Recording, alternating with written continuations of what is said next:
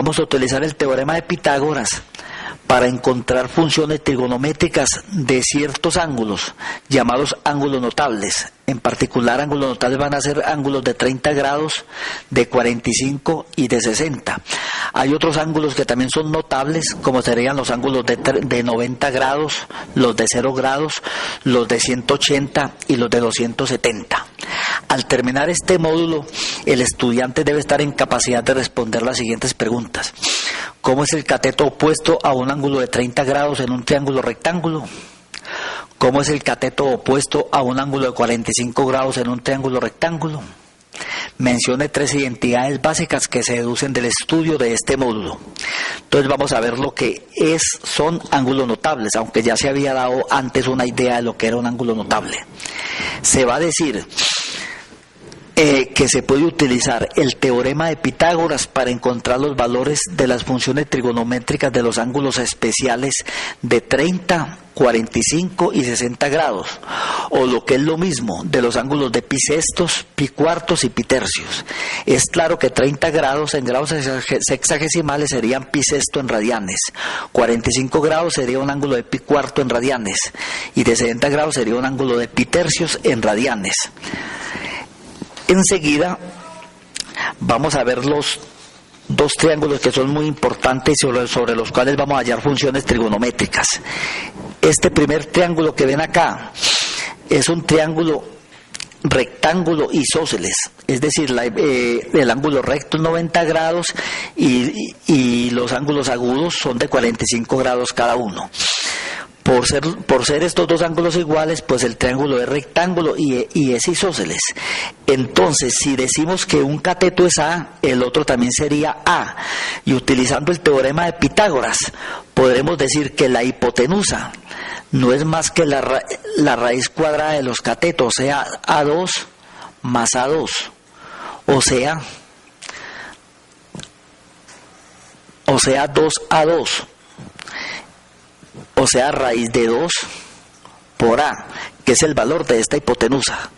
Entonces, si en un triángulo de este tipo, si cada cateto mide A, la hipotenusa sería raíz de 2A. Otro tipo de triángulo rectángulo especial que vamos a ver es este triángulo rectángulo donde un ángulo agudo mide 60, por lo tanto el otro mide 30. Hay un teorema fundamental de la geometría euclidiana que dice que si un triángulo rectángulo tiene hipotenusa A y un ángulo agudo mide 30, entonces el lado opuesto a ese ángulo agudo tiene como medida la mitad de la hipotenusa. O sea que si esta hipotenusa es A, su lado opuesto es A sobre 2. Y utilizando el mismo teorema de Pitágoras, podemos demostrar que si esto es A y esto es A sobre 2, este otro cateto sería raíz de 3 sobre 2 por A. Estos dos hechos los vamos a utilizar para hallar las funciones trigonométricas de los ángulos de 30, 45 y 60 grados. Bueno, en los dos triángulos anteriores, tal como se dijo, se han tenido en cuenta las siguientes propiedades. En un triángulo rectángulo isósceles, los catetos son iguales. De otra parte, en un triángulo rectángulo con ángulos interiores de 30 y 60 grados, el lado opuesto al ángulo de 30 grados tiene por longitud la mitad de la hipotenusa. Vamos a utilizar ese hecho para hallar las funciones trigonométricas de un ángulo de 30 grados. Vamos a hacerlo. Entonces vamos a hacer lo siguiente, vamos a dibujar un triángulo rectángulo donde este ángulo mide 30 grados. Es claro que si esto mide 30 y este lado y esta hipotenusa es A, pues esta distancia es, este cateto mide A sobre 2. Y por lo tanto este cateto sería, hallemos la longitud de este cateto, sabemos que es raíz de 3 sobre 2 por A, pero se puede hallar sabiendo que este cateto al cuadrado es A al cuadrado menos A sobre 2 al cuadrado, y el resultado sería esto. Bueno, nosotros vamos a saber lo siguiente: el seno de 30 grados está definido como lado opuesto, que es A sobre 2, sobre hipotenusa que es A. Este resultado es 1/2. O sea, el seno de 30 grados es 1/2, o sea, 0.5. Bueno, vamos a ver qué sería coseno de 30 grados. Coseno de 30 grados sería lado adyacente, o sea, raíz de 3 sobre 2 A, sobre la hipotenusa que es A. Esto sería raíz de 3 sobre 2. Bueno, tangente de 30 grados se va a definir como lado opuesto, que es A sobre 2, sobre el lado adyacente, que es raíz de 3 sobre 2 por A.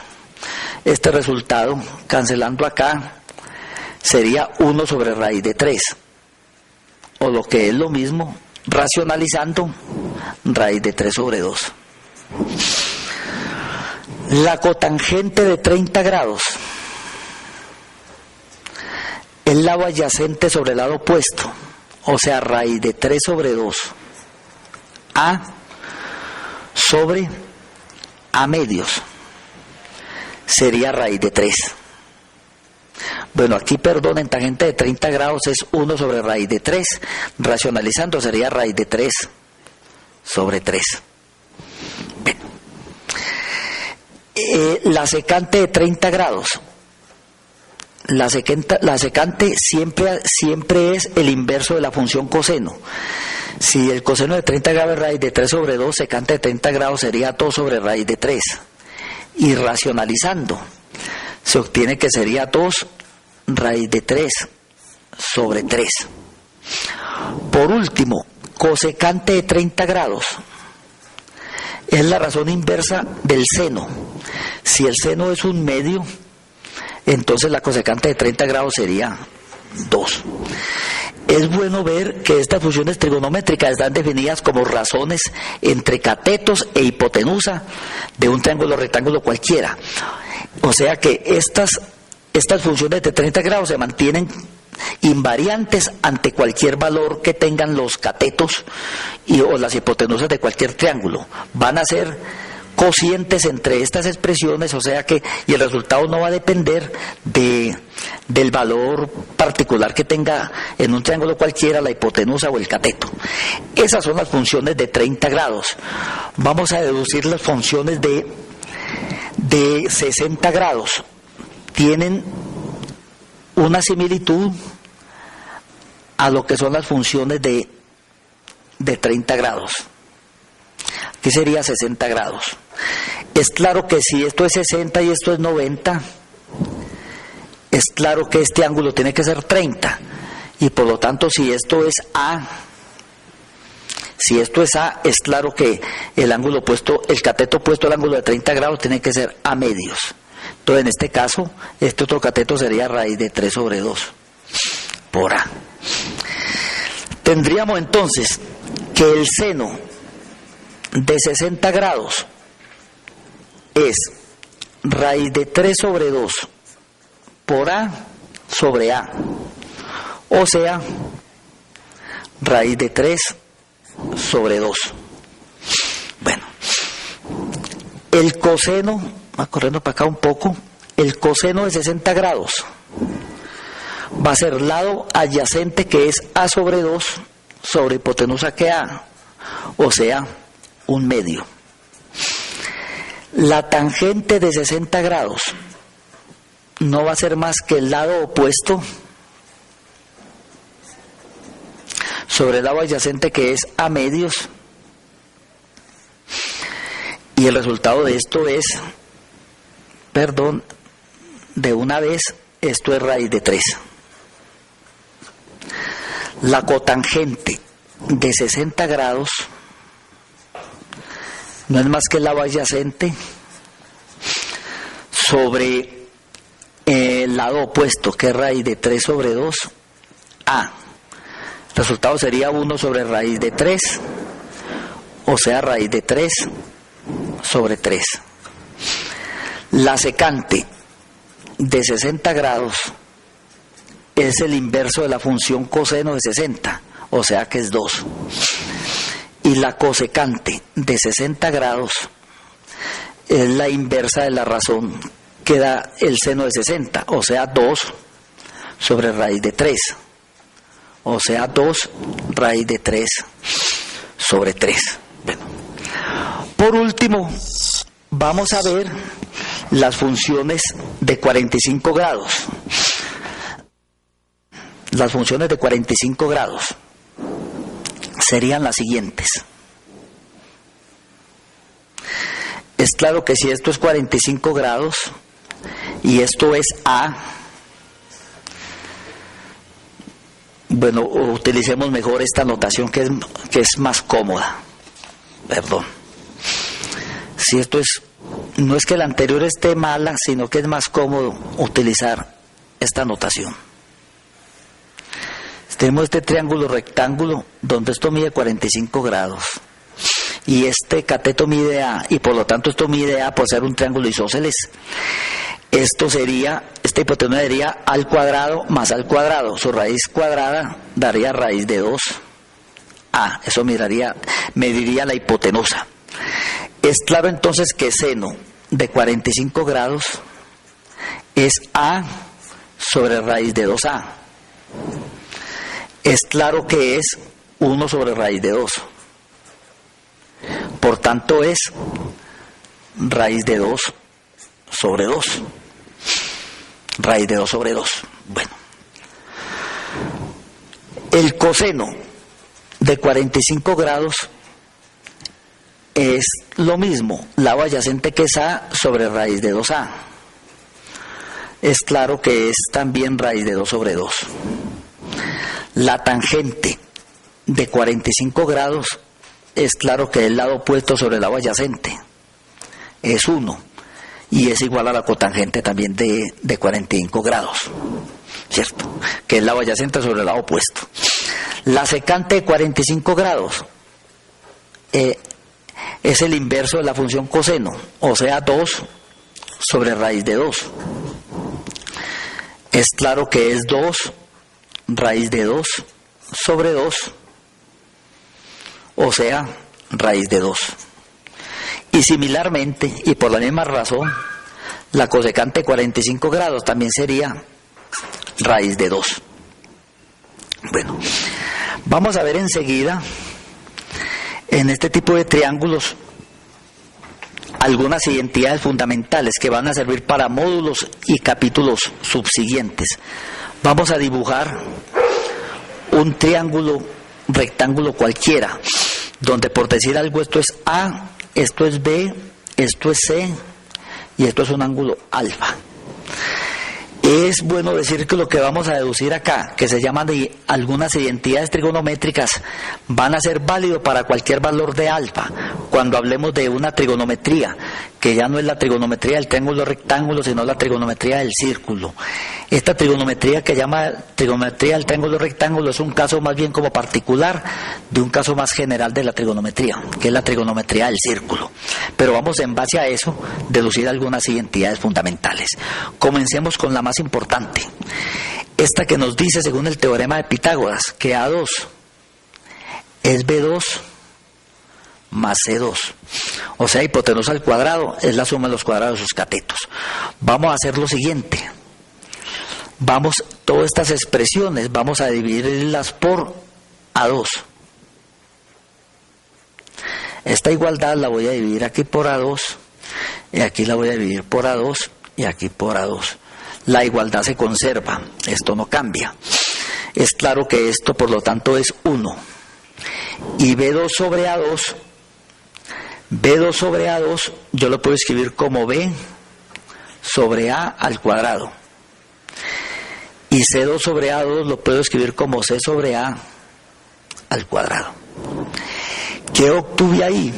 Obtuve que 1 es igual B sobre A, lado opuesto sobre hipotenusa, no es más que el seno de A al cuadrado, que se denota seno cuadrado de alfa, se denota seno cuadrado de alfa, o lo mismo, seno de alfa al cuadrado, y C sobre A al cuadrado sería coseno de alfa al cuadrado. Esta es como la identidad fundamental y la más conocida en trigonometría, que para cualquier ángulo alfa, seno cuadrado de alfa más coseno cuadrado de alfa es igual a 1. Esto tendría muchas variantes. Por ejemplo, seno cuadrado de alfa, por lo tanto sería 1 menos coseno cuadrado de alfa. Y coseno cuadrado de alfa, por lo tanto sería 1 menos seno cuadrado de alfa. Esa es pues como la identidad más importante, pienso yo, de esta trigonometría del triángulo. Pero hay otras más. Veamos por ejemplo estas. Volvamos a dibujar el triángulo en cuestión, donde esto es alfa, que esto es b, esto es c y esto es raíz de 2. Perdón, y esto es a. Esto es a. ¿Sí? No estamos en un ángulo alfa determinado, sino ángulo alfa cualquiera. A, b y c. Tenemos esto también. Tenemos entonces que A2 es B2 más C2. Entonces pensemos en lo siguiente.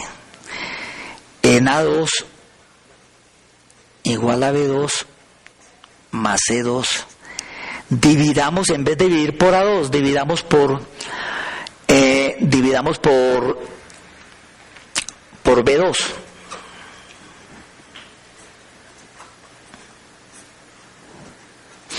Si hacemos eso, obtenemos que A sobre B al cuadrado es igual a 1 más